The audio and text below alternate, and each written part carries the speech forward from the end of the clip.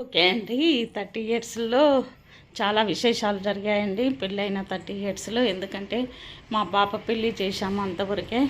20 ఇయర్స్‌లో ఉన్నప్పుడే చేశాము. అంతవరకు ఇంకా మా బాబు లండన్ వెళ్ళాడండి అప్పుడే. 30 ఇయర్స్ లోపలనే వెళ్ళాడండి. నా పెళ్ళైన 30 ఇయర్స్ లోపలనే. అదేవిధంగా ఇంకా పిల్లలు పెద్దవారు అయ్యారు కానండి. మా బన్ను కూడా పుట్టాడు అప్పుడు 30 ఇయర్స్‌లో. ఇంకా అన్నీ ఇవే కొద్దిగా పెళ్ళిళ్ళు ఫంక్షన్లు మేము గృహప్రవేశం కూడా చేశామండి ఈ పెళ్ళైన 30 ఇయర్స్లో.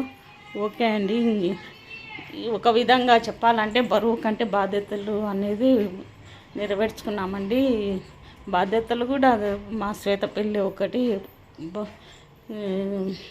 బరువుగా అనిపించిందండి.